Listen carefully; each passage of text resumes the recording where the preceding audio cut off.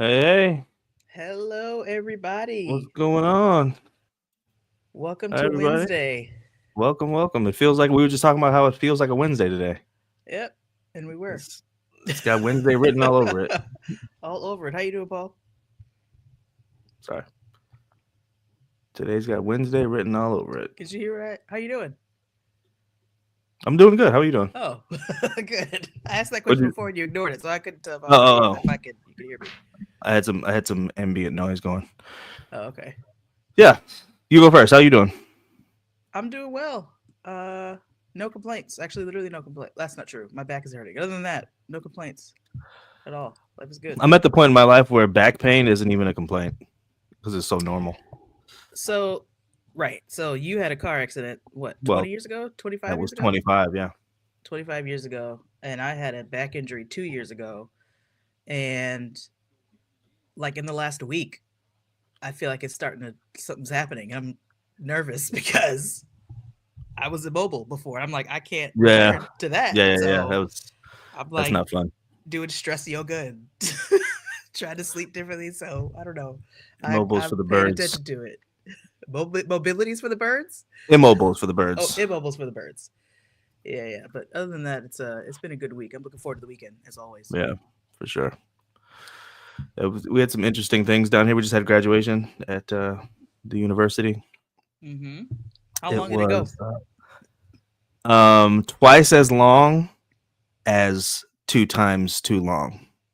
Okay. You see what happened? So it should have gone a certain length, right? We doubled that and and then then doubled that. So it was bad. It was lengthy. I left early. Okay, so I left before graduation. I'm faculty, of course. I left in my cap and gown before graduation was over. you got up, and so people saw you leave. Yeah, Okay. Because I you guys sit like right we're right in the front. Yeah, in yeah, we're the right there. front. Okay. I left before graduate. I left before they were finished calling names. mm-hmm. They were still calling the names of the graduates when I left, and I left like 40 minutes after it was supposed to have ended. Wow. You see what I'm saying? Wow. Yeah, we Wow. because we use somebody else's facility, right? We don't have our own Right. space. We're renting, so there's rules. You can't just do whatever you want. They're like, we have other events tomorrow. We got to be out of here. Blah blah blah. I left 40 minutes after that. But The building was supposed to be empty at 11. I so left at I'm saying, 11:40, and they weren't done calling. They weren't done calling names yet. what's the But I left. penalty for that? I have no idea. Probably Because a fine or something. I'm sure it costs some money. that's so dumb. So yeah, it was Build your own just building, guys. Build your own building. build your own building. Yeah, that Yeah. would make sense. But Mhm. anyway, really proud of my students, though. I mean, first graduate from my program, the theater program. We had our first graduate. Oh, nice. Um, New program. Actually, she's gonna be our next guest. Mm-hmm. We'll have her on in a few weeks, in a couple of Nice. weeks, actually. Yeah. But it was good. Good weekend. Glad to see family. Good to see family and friends and all that kind of stuff. My niece graduated, Ariel. The oldest of all of my boys' kids and stuff. The oldest of the group. Mm-hmm. She graduated. So good stuff. Fun times. And your son's about to graduate in 2 days. I just found out 15 Hmm. minutes ago. My son is graduating from kindergarten, and apparently Auntie Claire won't be there because she didn't know what was happening. But What a like anyway. It's fine. And then on top of that, you're not gonna get any good video or anything. Like you're gonna suck at this. I no, just I'm have a gonna have feeling. video. I'm bringing my camera. That doesn't mean you're gonna have video just because your camera's there. I'm gonna set up my camera and press record. Okay. All right. I guess I'll see it that way. Anyway, You can come on down. Come on down. I'll try and make it in 2 days. Drive down tomorrow. It's like a 9-hour drive. I wish I could drive still. I just said my back's hurting. It's not gonna happen. You did say that. Yeah. It hurts to get in and out of the car. It hurts to sit in the car. It hurts to sit in this seat that I'm sitting in right now. It hurts to sit on my Wow. couch. Wow. Like there's no comfortable space for me to be seated Wow. right now. You should So, stand up. Do you have a standing desk? Stand up. I do have a standing desk. I didn't want to. I should have done that before we started. I'll just stay seated. Too late now. Yeah.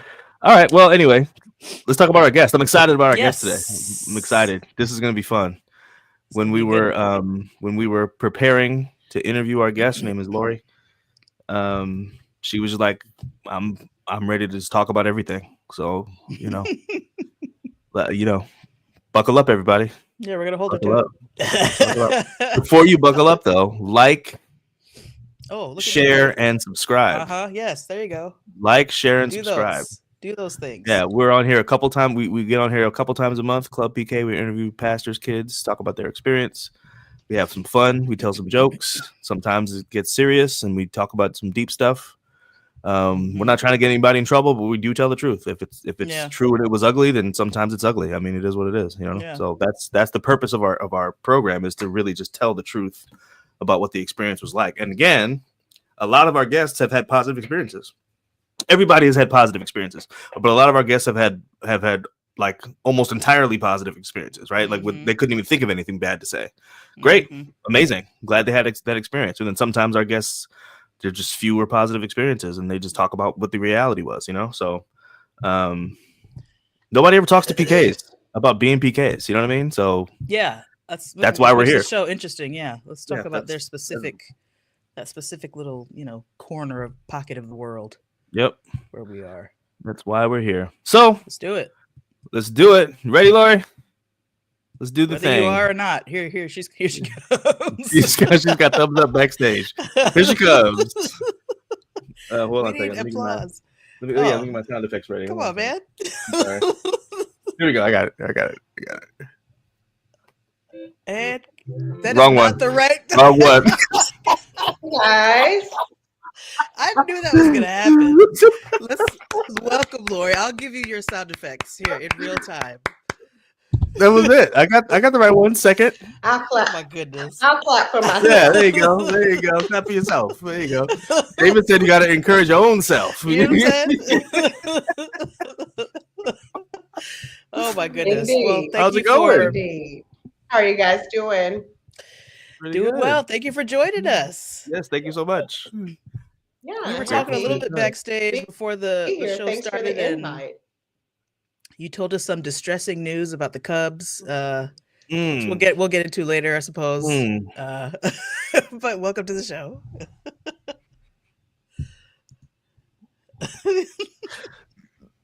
The Cubs is an interesting choice, but understandable because you said you are from Chicago.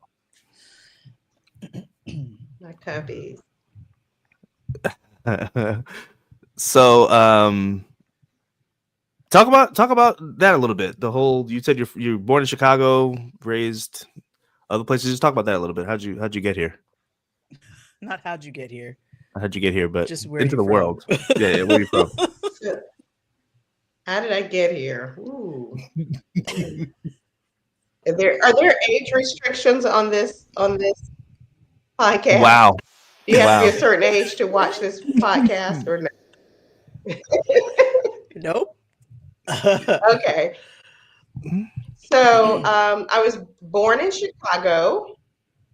My parents were average everyday people. My father worked for Sears for Sears back in the heyday when they were like the place. And my mother was a nurse. She worked at the VA, and we had a normal life. And then we moved to North Carolina because my father's father became ill, and he was diagnosed with cancer. So we relocated so that we could be closer to him. And so I was happy, well adjusted. We lived in Greensboro, about an hour from my grandparents in Durham. And my mother's family was in Burlington, so they were like 35, 40 minutes away. And life was good. And then my parents announced that we were moving to Huntsville, Alabama, and my dad was going to go to school and like be a preacher or something. And so that was kind of a pivotal point. That was like my first, you know how everything is marked now before COVID and post COVID and after COVID, right. You know, that was kind of my first COVID moment. Life was before my dad became a pastor, and then it was after he became a pastor. So two different lives. How old were you when that happened? So we moved to Huntsville. I was a rising fourth grader. I started fourth grade at Oakwood Elementary. And everybody there was just wonderful, warm, friendly. The kids were just amazing. They just ingratiated us into their, because there was a large group of them that lived there permanently. Right. And so there were many of us that were transient, but they were always warm and welcoming. Some of my favorite people in my life are people that I met and connected with in Huntsville, even now, all these years later. And so I loved living in Huntsville. And I was like, okay, well, this isn't too bad. And, got settled there, and we were there. And then, like, in 3 years, we were not to be there anymore. And my father finished his work and his studies, and then it was on to Andrews from there, which was the polar opposite of Oakwood, right? Wow. Yeah. And you talking about in terms of weather, or you talking about in terms of people? Yes. Yes, we are. Yes, we are. So the weather got cold and the people got cold too? Correct. And it was awful. It was an awful experience. And I was in 7th and 8th grade at Andrews. And it was one of the worst experiences of my life, I will say. That's an awkward time for kids anyway, that teen, going into your teen years. But it was very white, and the snow was too. And so, but it just wasn't warm. And I played in the band. I played flute, and my band teacher's name was the initials KK. And unfortunately, his middle name was also a K. That's unfortunate. So when we had to go and get passes signed or get something signed, he used his first, middle, and last initials, and he circled it with a smile. What? And so, Yikes. Yikes. True story. As a parent, what is going through your mind to name your kid KKK? Like, what is happening in your brain? Oh, Lord. What is happening that you're proud of those initials and you're signing your students' paperwork with those initials? So that part. It was an awful experience. And from there, we came back to the South. My father is in this fabulous South Atlantic Conference, best conference in the world. And this is where, he continued to minister throughout my time growing up. So we lived in, different cities and moved and things like that. But so that's kind of how I got here today. The church version of the story.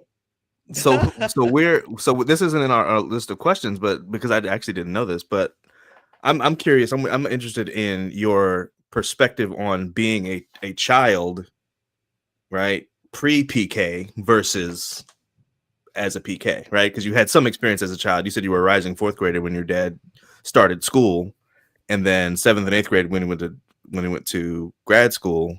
So high school when he actually started ministry. So you're not really a PK until you're in high school. Kind of. Pretty much. My life is turned upside down because of all of this. But he did not start actively working full time as a pastor until I was freshman in high school. Yeah, that's correct. So how was your? And it was very different, Yeah, to go from normal life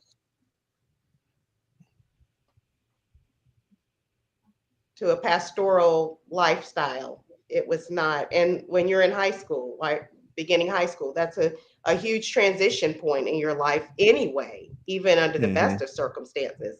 And so I was always about this much irreverent as a child. I've always had just a smidge. Just a smidge. And so I could handle my own. I was always kind of quick with the comebacks and things like that. So I really I think somewhere after Huntsville, I really started becoming defensive. And then, of course, being up at Andrews, that was like, it brings out your defensiveness, because it's you know that you don't belong there, and yet you have to be there.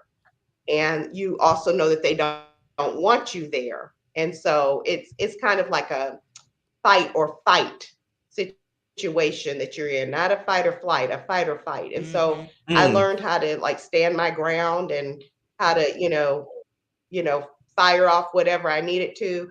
I was My tongue has always been a little sharp, and I've always been able to handle myself and been adept to those situations. So um, it was tough. And when we moved to the first city that my father pastored, it was very different.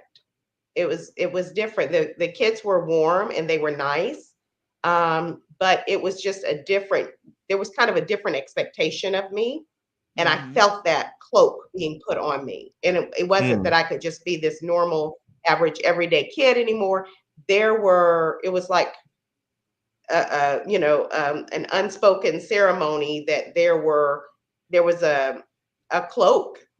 That's the best way I can describe it, with vegetarian words, put on you, where there were expectations of your behavior. There were expectations in the family of what we do and what we don't do, and what we say, what we don't say, what we tell, what we don't tell.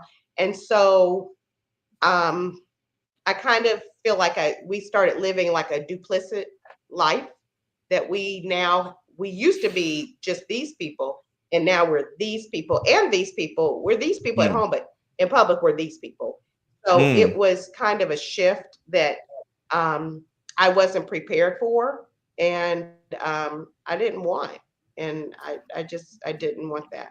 But it was incumbent upon us to, take up the mantle and kind of act as if. And so I would say that's like when my life kind of began to.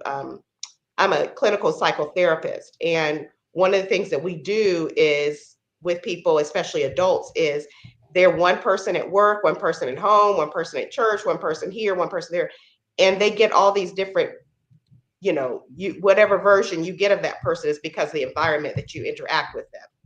And Right. so we work to bring them back together into a whole person, and just one of you. And you're that person wherever you go in life. And so it kind of was like where we began to split off and become, we had the home Winstons and we had the church Winstons and the public Winstons. And it was just two different households. I wanna So ask, I like, think that that's for kind of the main specifics. thing, were the expectations and the Like, were there, when you say expectations, can you be more specific? Like, and you said earlier that it felt like a cloak, which says to me that no one really explicitly stated this to you, but it's just something you felt, and maybe but how did people expect you to behave pre PK versus post PK? Like, what are some specifics? What did that look like in like everyday, real practical life?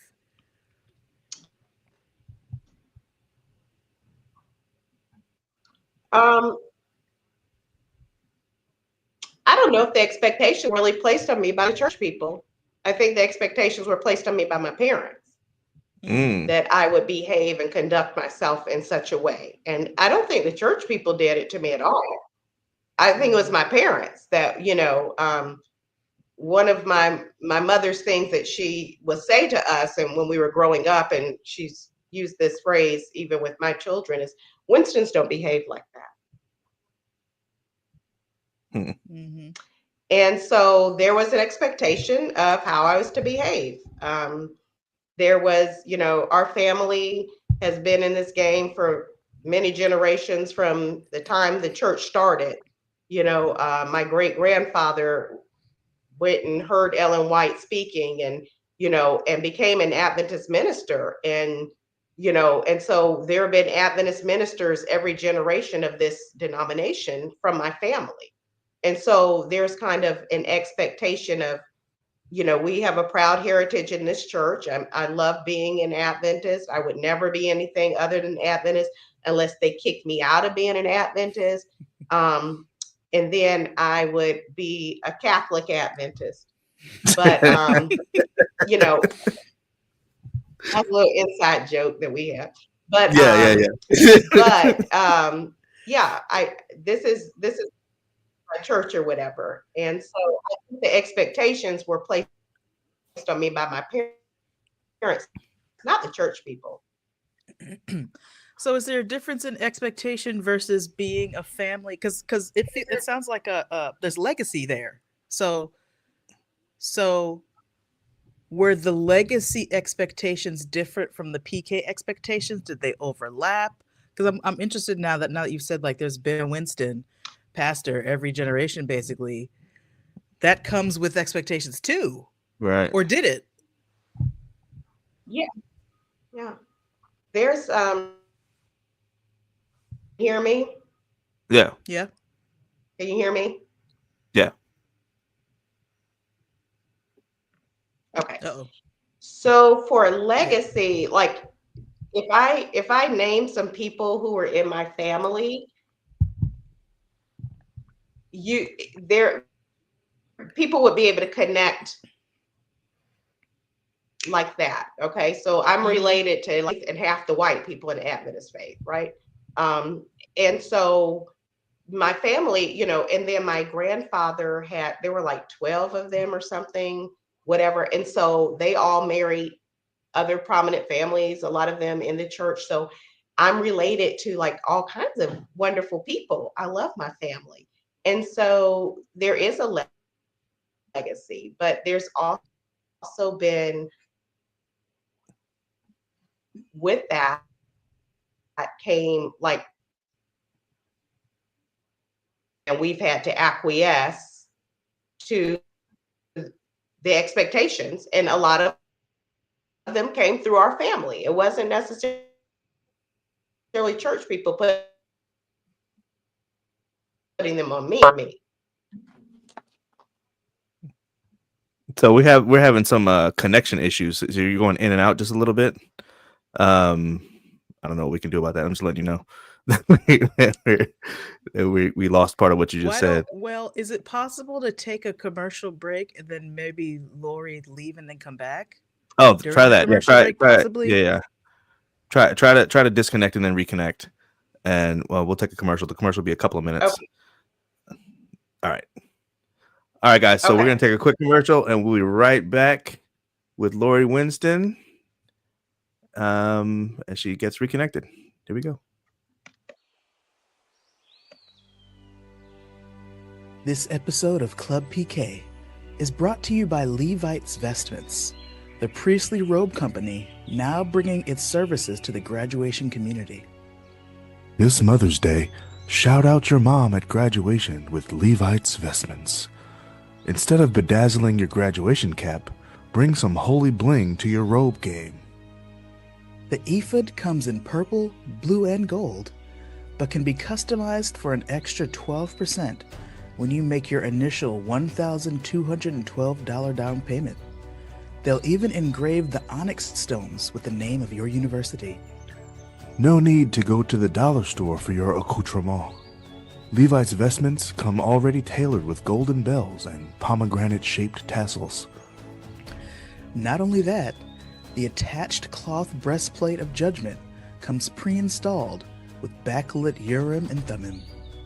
The dozen pre-recorded lighting patterns will flicker during the entire graduation ceremony if you install 4 new AA batteries exactly 4 minutes before the processional. Let your mom know that her investment in your education was worth her psoriasis and frequent migraines that she had because she was ticked off about your terrible grades.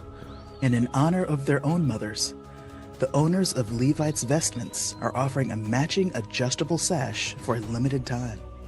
But make sure to spray it down with fire retardant so the light show going across your chest doesn't set it ablaze. Just use the code CLUBPK12, that's CLUBPK12, at checkout to receive your limited time sash. That's right. Just use the code CLUBPK12, that's CLUBPK12, at checkout to receive your limited time sash. Show your mom you love her with Levi's Vestments. All right. Lori's back. She's backstage. We're going to bring her up in just a second. I just wanted to make sure you guys saw the special, the special graduation regalia, items that our sponsor is promoting here, because, like if, basically you take a priestly robe, right? But then you're going to graduate. You're going to graduate. You're going to graduate in it now. Yeah. So then you put your graduation cap, and he's got his diploma there in his hand. You see that? So he's ready. He's ready to go. There's another one here. I just want to make sure you see it, because our sponsors spent a lot of money. You know what I mean? Just to make sure they have their products properly, properly advertised. So, on this one, on the right, you have your gold plate attached by a blue cord. You have the front part of the ephod. On the left, you got your graduation cap and your diploma. You see that? So it's just important. It's just important that you, Oh God. You know what I mean? It's important.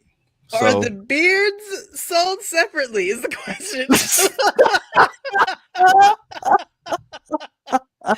Yes, they are. Beards are absolutely sold separately. Yes, you could get a beard if you don't have one, because that's a good question though, because it's man and woman. It's not about gender.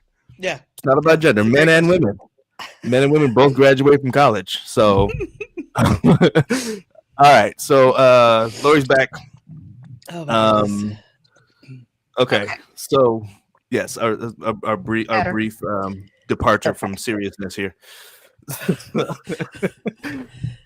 Okay, so just to recap, I would say that I think that the expectations were placed on me by my family, my parents, rather than the church members. And I know some people have had different situations and different encounters with church people. PKs have their own stories, but for the most part, I think that God protected me from, or protected them, maybe protected the church folks from me, because, I was not averse to give. If you brought it, I would return it in kind to you, And one of the things my dad used to hate for me to say when, people were, when he was doing his work or whatever, and I would say, Daddy, you can't save everybody, and this one would be a good candidate for hell, and you might just need to let them this go. will be a good candidate.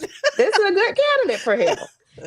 And he always thought that was just so, but so I could hold my own. So I never really had the most like unfavorable interaction I had with a church lady.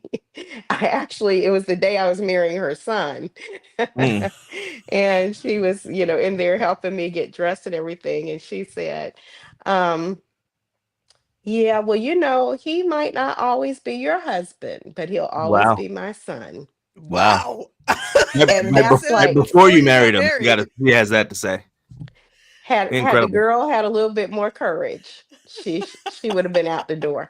So I mean, like, as far as church people go, I didn't really encounter the cruelty to my face. And what they did behind my back, I have no idea.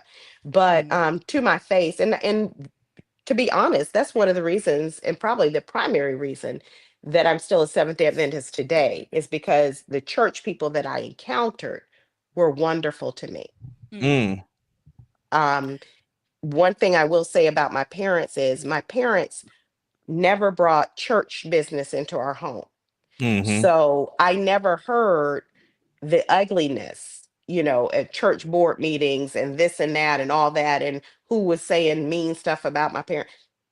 We were oblivious to that. Mhm. Um, and if we heard something, about somebody, we go, "Oh, mommy, such and such," and she just said, "Hmm," and she So would you never wouldn't respond to confirm it you. or deny it. Wow.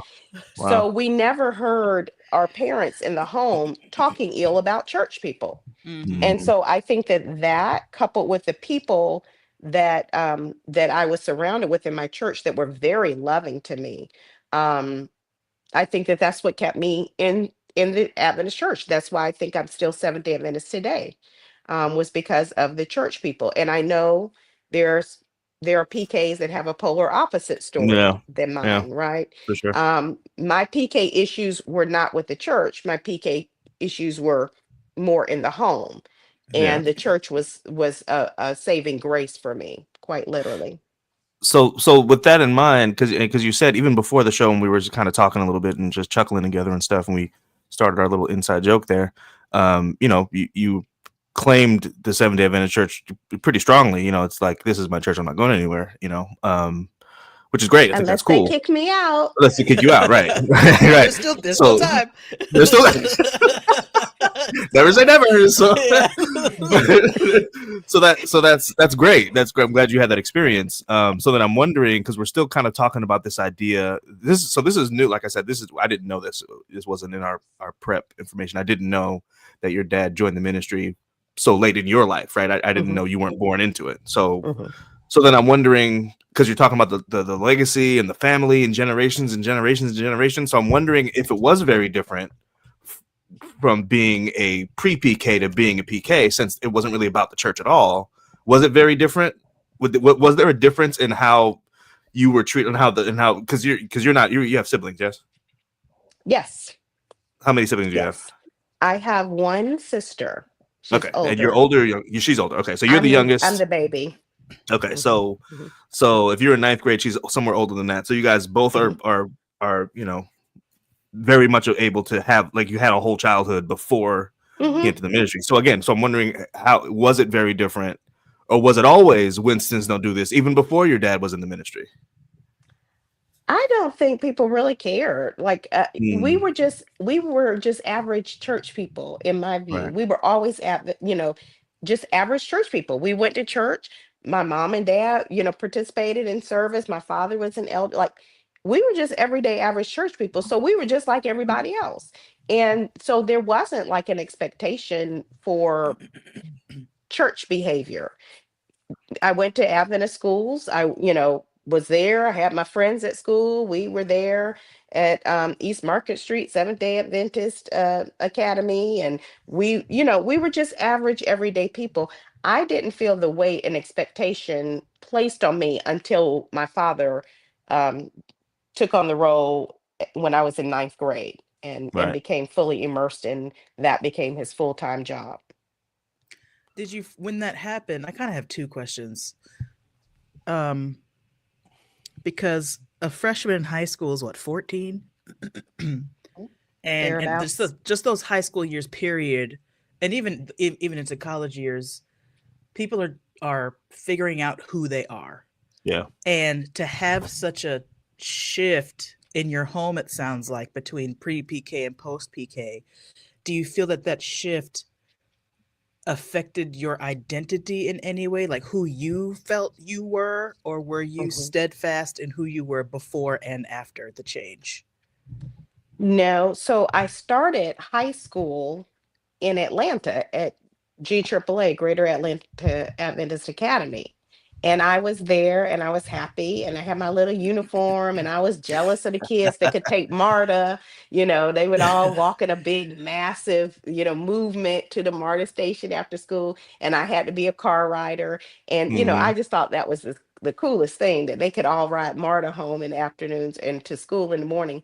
But so I started school in ninth grade at GAAA here in Atlanta, and became immersed and was in the choir. Luther Washington was my chorus director, and so I made friends, and I loved it. I was there, and then I got plucked out of there and got Mm, sent to Savannah, Georgia, where my dad was then pastoring in Savannah. So I started Mm, academy. So not only, Claire, to your point about the awkwardness and starting high school and all that kind of stuff, I got immersed in a community Mm. that I really loved. I really loved the students and the faculty at GAAA. I mean, it was just fantastic. And I got plucked out of there and dropped in Savannah. And it was night and day because Atlanta was Mhm. Atlanta. It's still you're Atlanta, right. right? Right. Right. Right. And Savannah's That is Savannah, not. and it's Yeah. Yeah. still Savannah. Still Savannah, yeah. Yeah. But it was very different. And the kids in Savannah were warm, but I went from having being a part of a big school to, I think maybe there were like 10 or 12 of us in a class. Mm. And I Right. think there were fewer than that in the 10th grade. I think there were only like 7 or 8 kids in 10th grade. So you're talking about and they only went up to 10th grade. So you're talking about the student Mhm. body being 25 high schoolers. So it was very difficult. So this is really interesting. I never thought about it this way, but something you just said made me think about what I'm getting ready to say in the way I'm getting ready to say it. So our dad was pastor before we were born. So my sister, my brother, and I, we grew up. We've always been PKs, right? We don't have the comparative experience, which is why I think we're so interested in it because it's so different from what we experienced. But for us, by the time we got to high school, moving is just what we do. Yeah. You know what I'm saying? It's a Like, part of life. It's an yeah, expectation, this is just what really. we do. Yeah. We counted it one time. I don't remember the number, but one time we counted up how many schools we had been in, and it was something like 12 schools before high school or something like Wow. that. Yeah, it was a It's big just, number. it's just an insane number of schools. Mhm. And that's just our life. This is our experience, right? So I went to 3 high schools in 4 years, but again, that's just part of the tapestry of my experience. That's just how I live my life. There was nothing to Mhm. it. I would never have described moving from one high school to another high school as being plucked. That would never even occur to me. Yeah. You know what I'm saying? So from that perspective, I think of, now that we're having this conversation, I think of that as a positive. I think of being accustomed to moving at that age is a positive when I have to Mhm. do it. You know what I mean? Like, Mhm. I'm used to it. It Mhm. doesn't.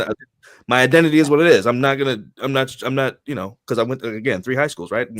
One for 9th grade, 10, 11. I was in another school, and then I graduated from a 3rd school. Mhm. This is just how it is, right? So that to me sounds like a negative for you, but I wonder, are there any positives that you can think of? Any benefits of being a PK? Anything you got from this new sort of change that happened for you? And Anything you while gained? you're thinking about that, I want to know if the plucking made you more flexible Oh, interesting. or made you able to, what's the word that I want? Adapt Adapt, yeah. quickly or no? Because that could be a I positive. think I it mean, a made me positive in a angry. okay. The Oh. the word I would go with is angry Mm-hmm. because I kept having these normal lives, right? In Chicago, in Greensboro, in Huntsville. Not so normal in Michigan.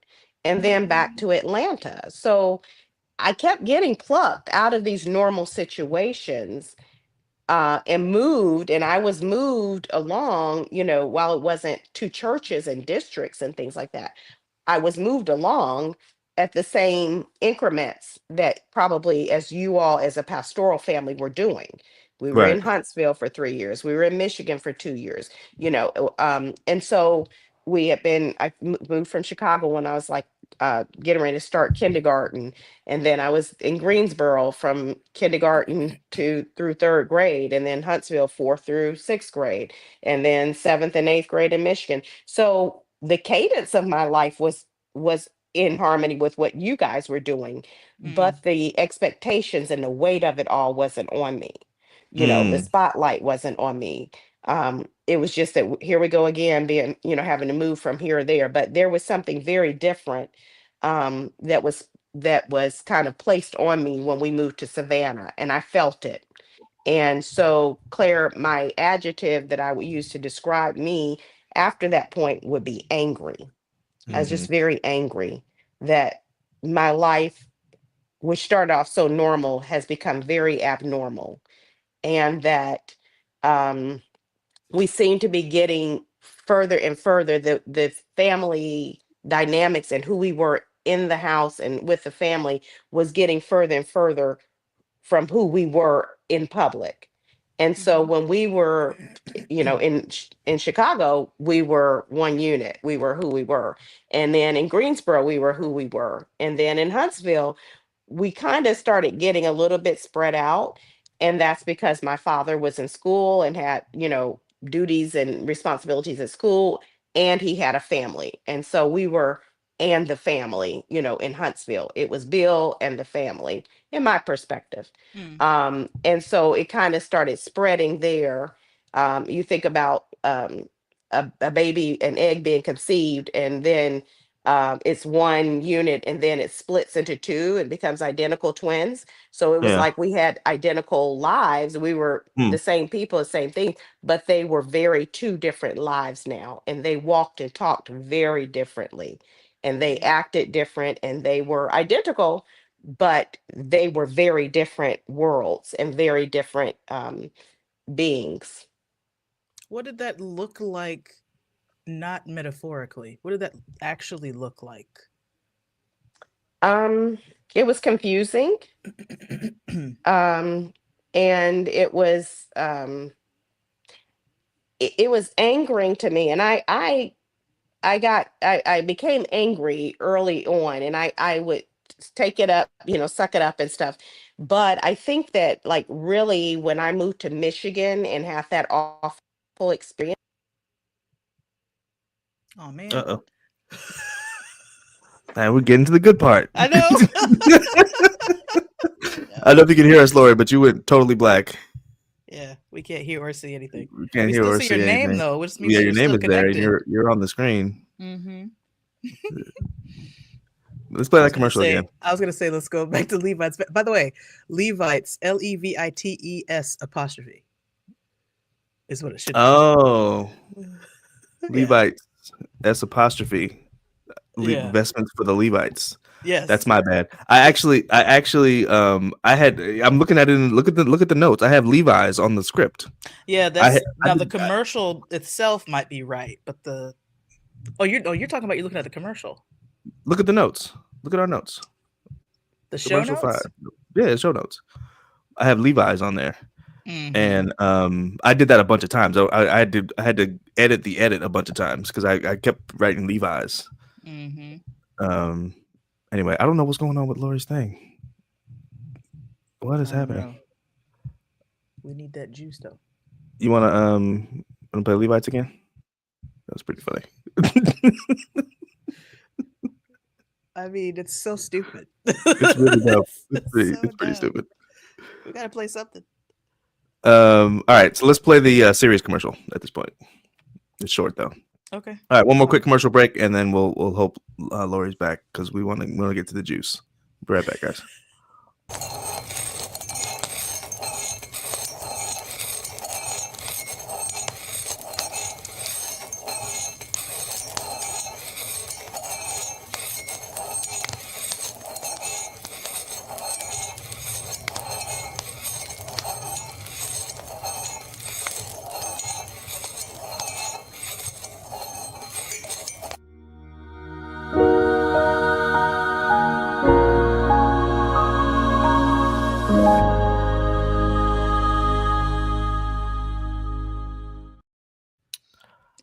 So I have to remind our audience that the first commercial is a joke.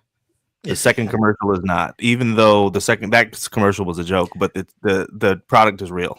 We actually do have a book series called God is a Person. It's not a book of jokes. It's a book about it's a book about actually trying to help people develop a relationship with a person, and that person is God, right? We very much treat God like a person with a personality, with preferences, with emotions, with feelings, with things he wants from you and things he wants to give you, as opposed to this theoretical mist out there somewhere in the ether that you have to just appease, right? That's the purpose of our book and our series. So God is a Person. Check it out if you have any interest in developing a relationship with God. And our target audience is very much sort of people who are a little unchurched, maybe, or or new to the church experience, or perhaps they're de-churched. Maybe they were hurt and they're trying to figure it out, and they maybe have some problems with religion, but still believe in the person of God. That's kind of who our target audience is. Yeah, just to be clear, our book is actually not about religion at all.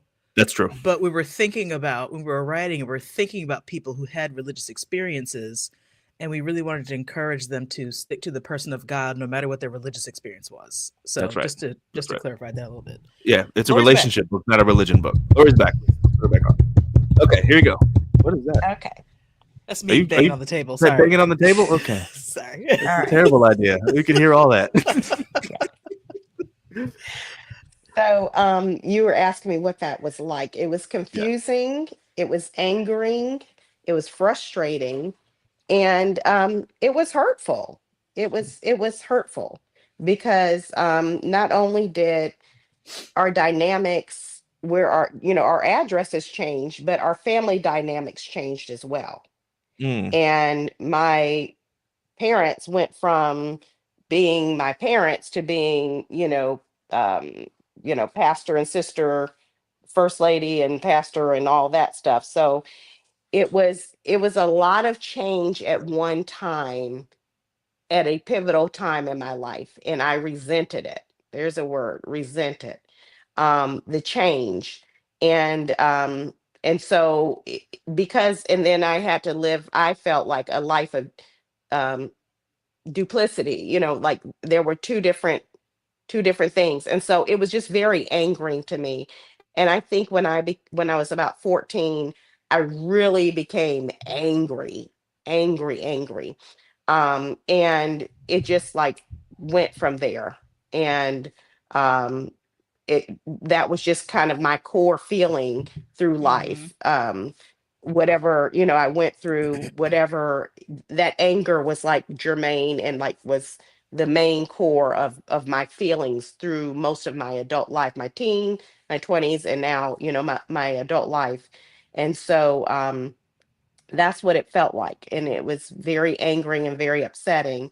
And what happened was, oftentimes I feel like my feelings and my emotions and things were dismissed because the greater good, how can you be angry with your dad when he works for Jesus?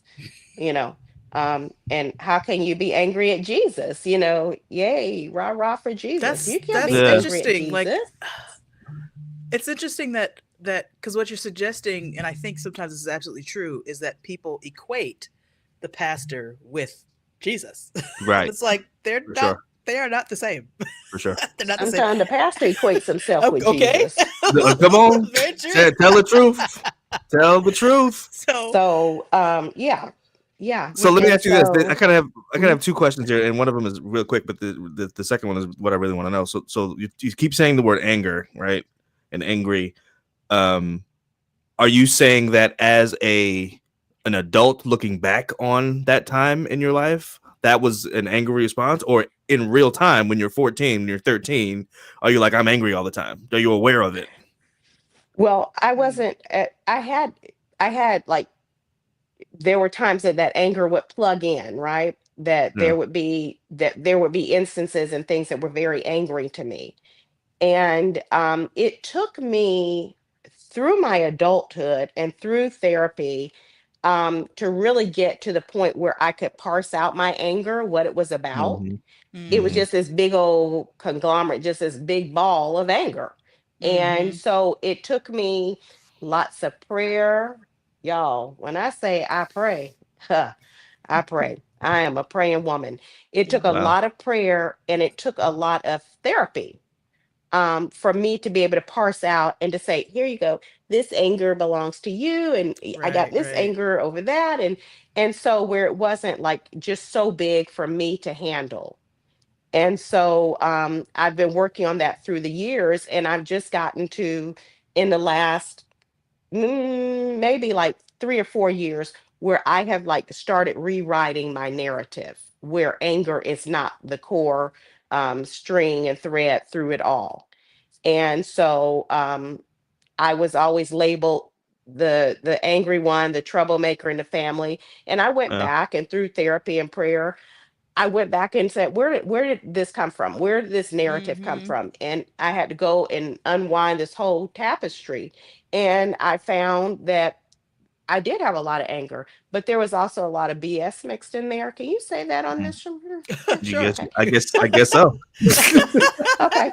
Um, and so I started parsing out what really I owned and what was true and what wasn't.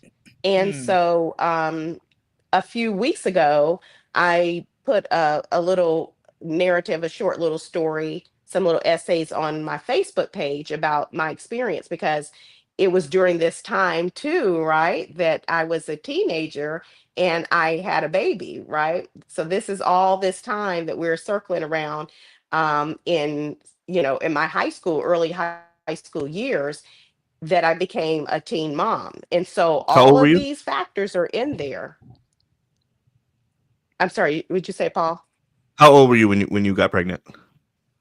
I was 3 times 5 when I got 15. Wow. pregnant. Okay. So, okay, because earlier you said when you were about 14, you started to feel this anger and it kind of followed you and became a character in your life that now in your adulthood you have, I don't want to say made peace with, but you have a better understanding of it, Started to Hmm. deal maybe. with it. Yeah. Yeah. Hmm. Um, as an angry 14-year-old who hadn't done any of that therapy yet Right. and who actually still had years ahead of her with more angering things to make you more angry. Right. How did Not over yet. how did that come out of you? Like how did Um, you, because you also said you were cool with your church family. So there was hmm. some rubbing up against your family a little bit. So how did you So, rebel against your parents so How'd you process that through anger? that I know anger? How'd y'all. you process that anger? Thank you. Yeah. So there had been an incident that happened in my family that it's not my incident to speak to, but it happened when I was in seventh grade in Michigan, right? And that thrust our family at that time into therapy. Like So family there had therapy? been Family therapy. family-ish. Okay. Um, it was kind of more, we never really did family therapy. What was done was kind of the one who was deemed the problem, you got put into therapy. Oh. Mm.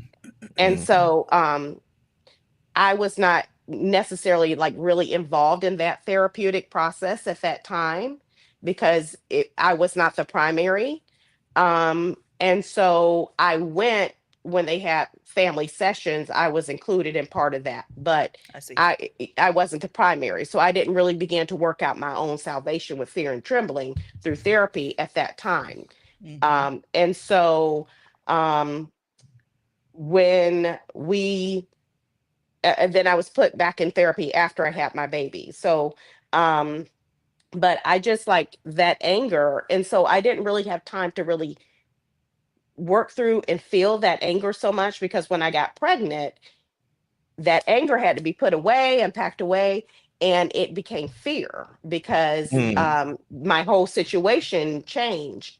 And so, but what I did with that anger, like and I know you had some sound effects and clapping and applause and this and that, but if you had like that bell that they ring when you go into the boxing round, ding ding ding, um You got that on there, Paul? I might. so there was, in the Bible says there was war in heaven, right?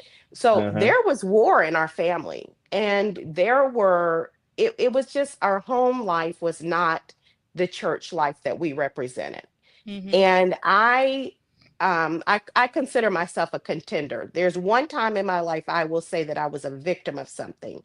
And but for the most part, I feel like I was a contender because I was always a fighter. And so to this day, I can fight and I don't mind fighting.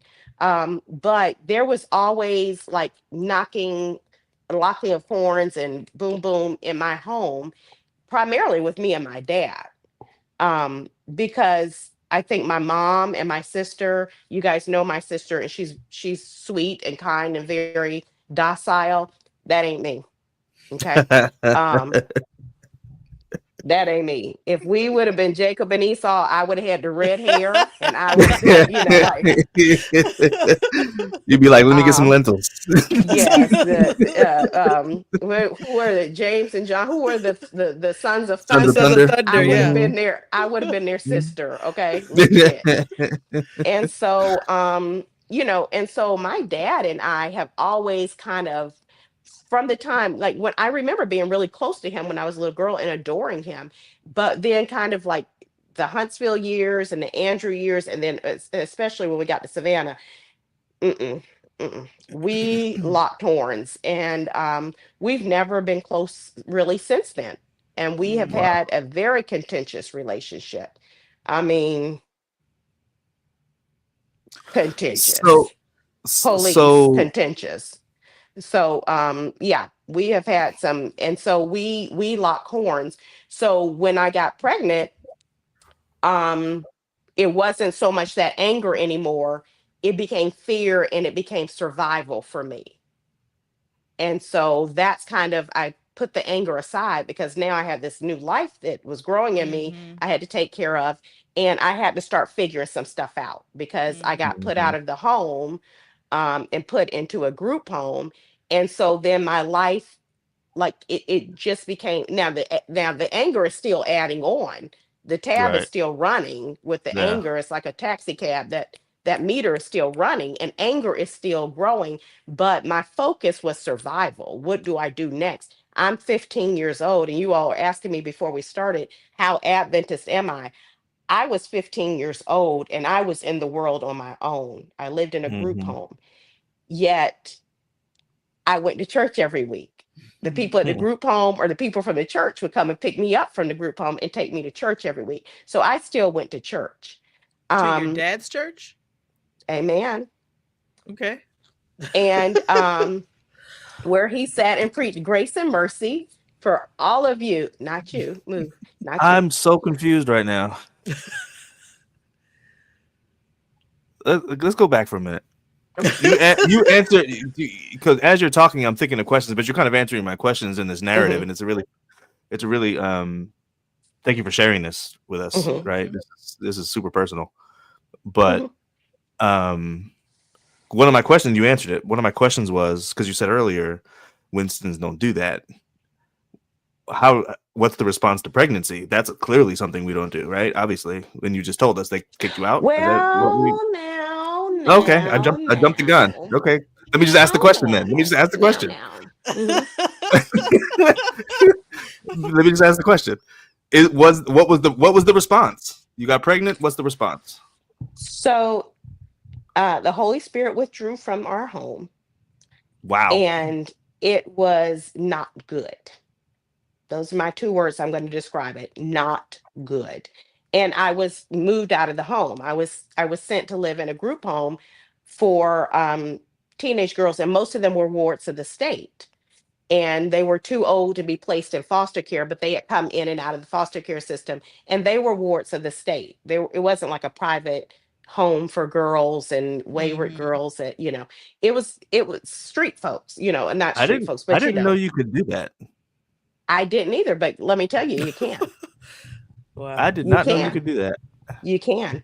And so I was here at 15, and I lived in this group home pregnant, and the girls there had been in and out of foster care, all kinds of stuff. But they, again,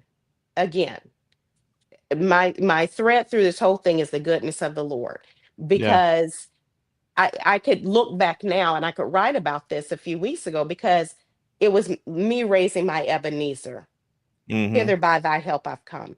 And Mm-hmm. so, where these girls could have taught me how to steal, they could have turned me on to drugs, they could have turned me on to alcohol, they could have turned me on to uh, homosexuality. Like, they could have done, like, I could have had all these influences that have been experiences that they had had in their lives. And the Lord kept me, and they taught me how to fight, how to defend myself, how to protect myself, how to keep myself safe, how to carry my money and my purse and stuff like that, how to use Mhm. simple tools and objects, a toothbrush, as a weapon. And like they were like, girl, you got, because I was green, and they knew I was not streetwise. They didn't know Mm-hmm. where I came from, talking like a white person, looking like a black person, and not, and so they really took care of me, and they helped me and developed my skills. And so from that point on, I went into survival mode, Yeah. and I kept the tab running on the anger. It was still building up, but I was in such survival mode that the anger became secondary. Mm-hmm. And I had to survive.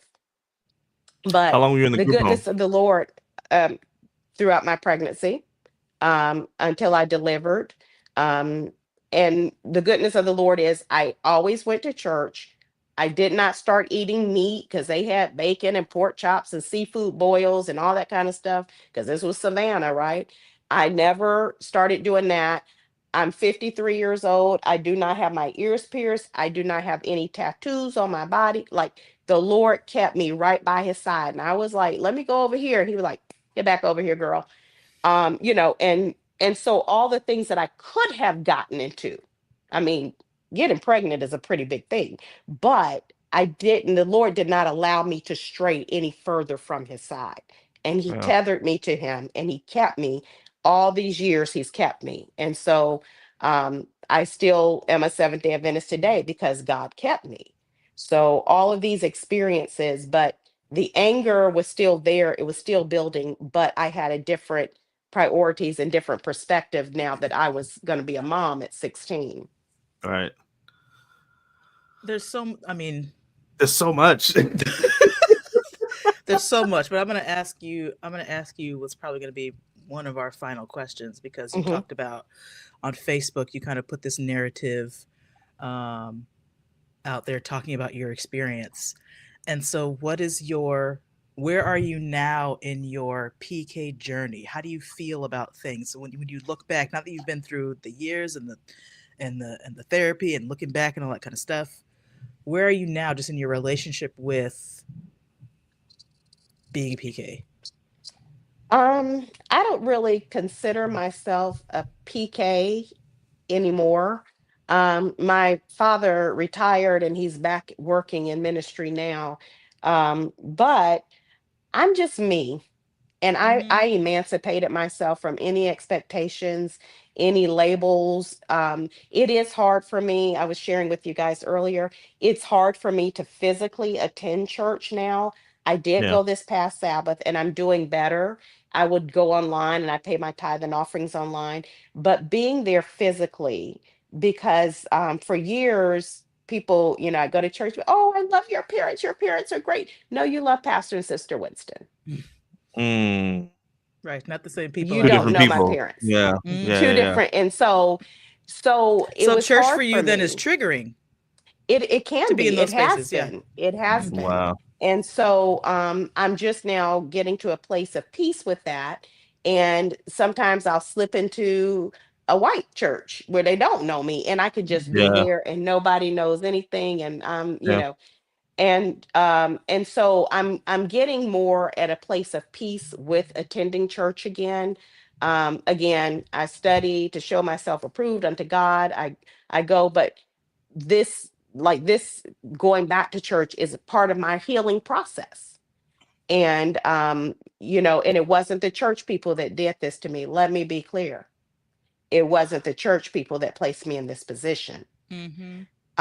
And so I'm struggling to get back to a place, because for so many years I felt like I was just a step or a half a mile from grace, and it wasn't available to me. And it wasn't God that did that. It was my parents that made me feel like that. And Mm. so, having to separate what was their mess from what was God, and like figuring all of this out, it's it's a process that I'm in, a journey that I'm still on. But I know that God has always been good to this little girl right here. Mm-hmm. Mm-hmm. Yeah. God has kept me, God has Yeah. Mm-hmm. protected me, and I'm here today, and I'm saying, and now I'm in a let me tell you, God is good, because now I'm a clinical therapist, Right. psychotherapist. Right. And I, That's you know, amazing. and I'm like, you know what, God, you are so funny. Like Right. you Right. are so funny because my Yeah. clientele is primarily children and families. And I'm Mhm. like, I got such a Right. You got the rickety, experience before the school. You effed had the up life family, experience. Jesus. Yeah. I know. And I was like, you funny, Jesus, but my work is so meaningful because I do see that there can be good outcomes Right. when the families can come together and everybody own their stuff. Because I won't take your child on as a client, and praise God, I have a wait list, but I won't take your child on as a client unless you come, because the child is not the problem. Right. Mm. They're reacting to their They environment. don't Right. have any Yeah. responsibilities. Yeah. Right. Yeah. So if we're gonna fix this, we're Right. gonna fix this. We're all in therapy. And so I might work individually with the child, but I work individually with the parents, and then I bring the family together, because it is not one person that is the crux of the problem in Right. any family. It is Right. systematic, it's Right. systemic. And so that's what I do today by God's grace. I love it. I love the work that I do. I'm grateful that I can help other families. My family, still crap, right? There's grace. God can fix us, God can help us. But I'm grateful that I can help other families to heal, even if my own family's not ready for it, right? So the glory goes to God, and I give it all to Him. Claire's trying to bring us into the present, and I'm looking at the clock. We've been out of time for almost 10 minutes now, but I can't not ask this question because Please ask it. I'm stuck, Lori. I'm What you stuck. stuck? Your parents sent you, essentially kicked you out of the house when you got pregnant. I'm just trying to summarize here. They let you come home after you delivered. So you're exiled during your pregnancy. While you're exiled, you continue to attend your parents' church every week. This is true, Your Honor. So it's not like you can't. It's not like you don't see them for 9 months. You see them every week. Right. Yeah. Right.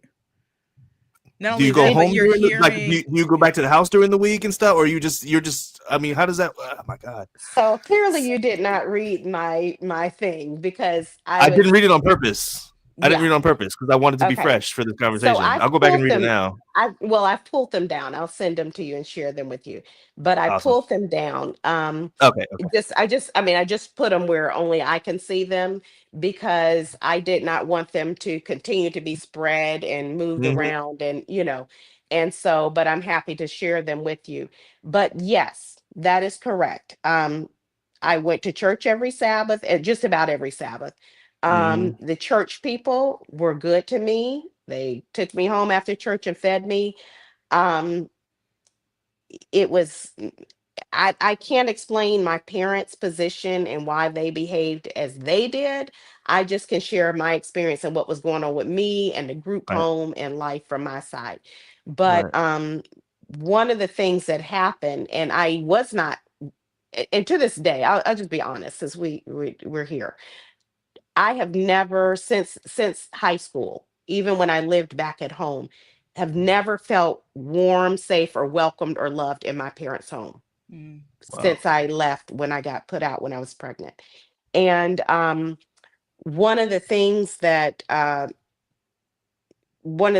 has been just remarkable on this journey is the people. And I did go to church, and they helped me stay connected to God.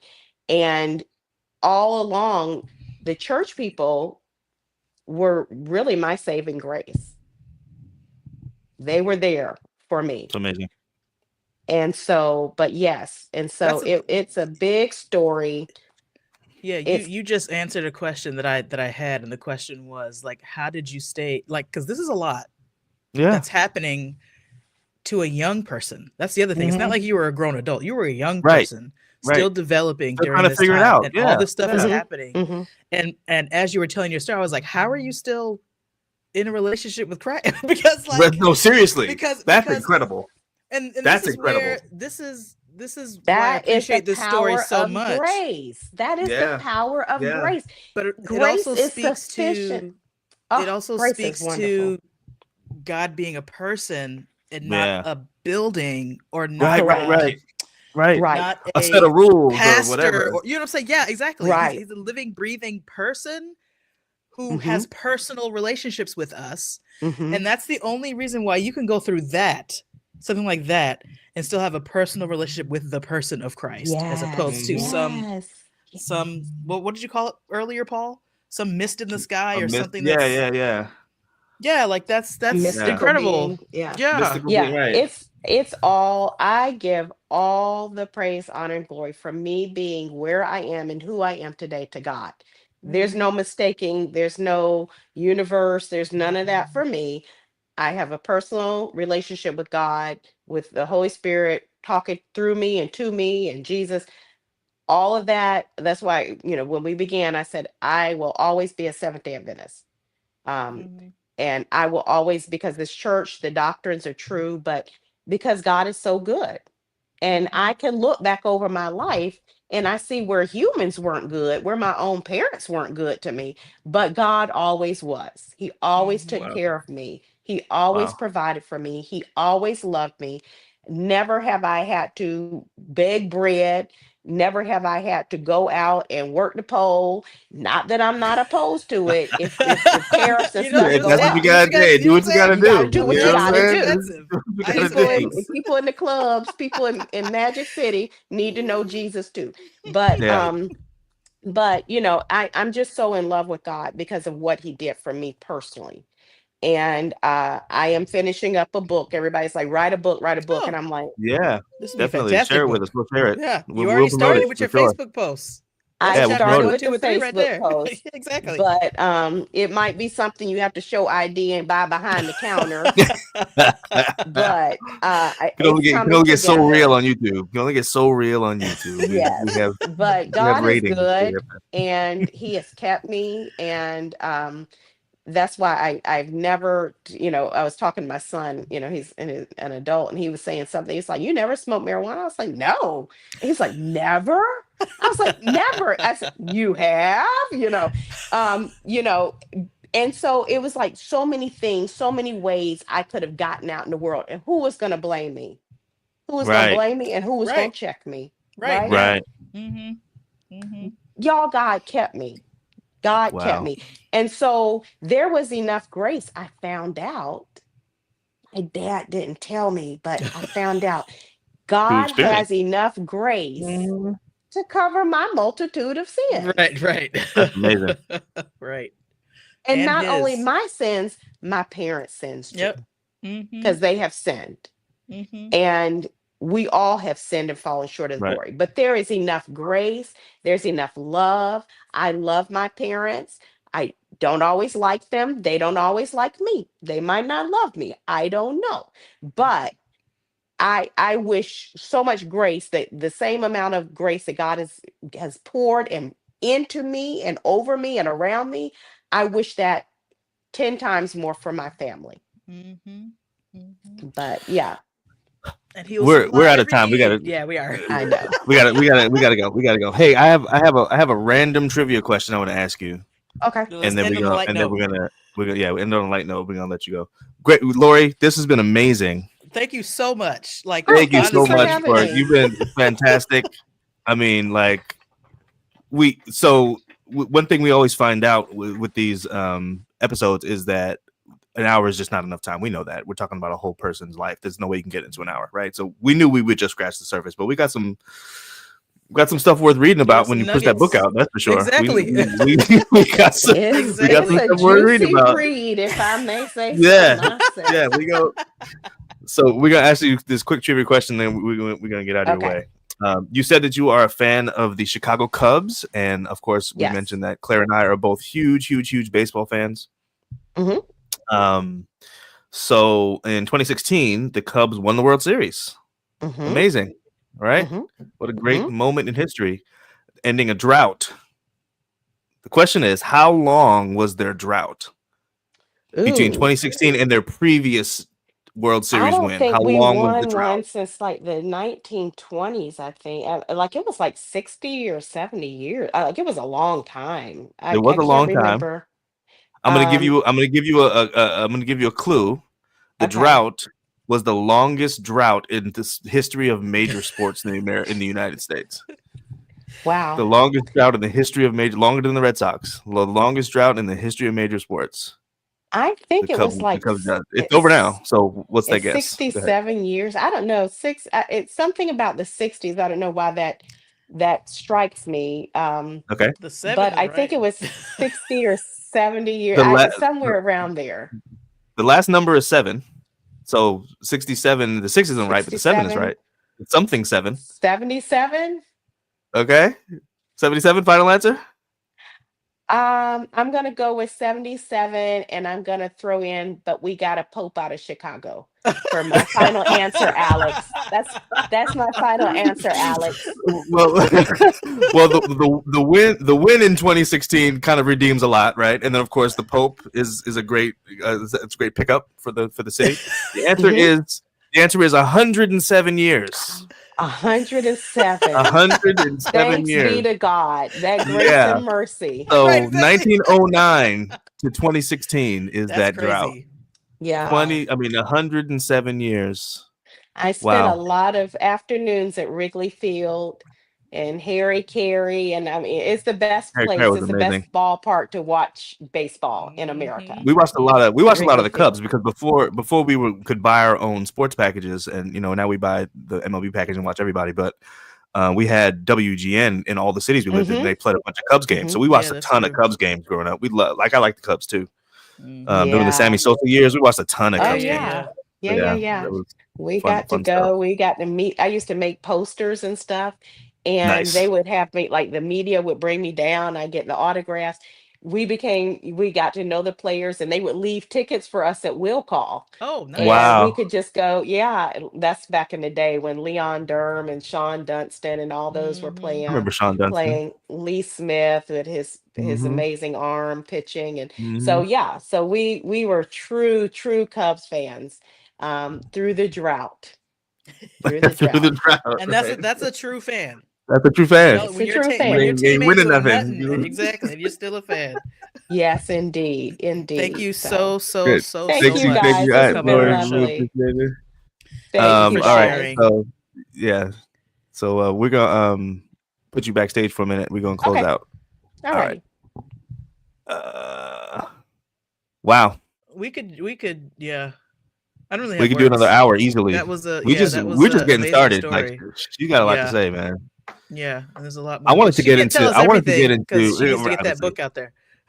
but I wanted to get into how her like how she got into her career. You know what I mean? 'Cause that's probably a really interesting story too. How'd you Mhm. go from where you ended up or where you were into the work that you do? So Mhm. anyway, She's a great candidate for it. Clearly, Yeah. she has a wait list. Yeah, So yeah. she's, right. She's got a wait list. She's doing something right. Something's working. For Yeah. sure. So yeah. Well, that was fun. That was a good one. As usual. That was a good one. Yeah. Yeah. Thanks So everybody for joining us. thanks for joining us, guys. Don't forget to like, share, and subscribe. Like, share share, share and this subscribe. episode. Share this episode with somebody who you think will benefit from having this conversation. And honestly, pressing the like button does it's super helpful.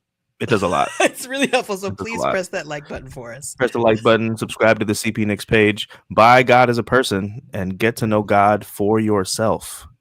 And We here's talk a about in the commercial about introduction that of right book. now. Are you? We played it already. Oh, okay. We talk in the book. We talk about how we deliberately don't use any man-made constructs, including religion. We're not trying to filter God through anything. We just want to see God for who He is through the Bible. Who does God say He is? Yeah. Let's get to know that person. That's what the book is Yeah. about. So check it out if you get a chance. cpnicks.com. All right. So we'll see you guys in a couple of weeks. We have our next guest is going to be No, we're not doing that. We'll see you next a time. person. A person is our next guest. There you go. So we'll see. All right.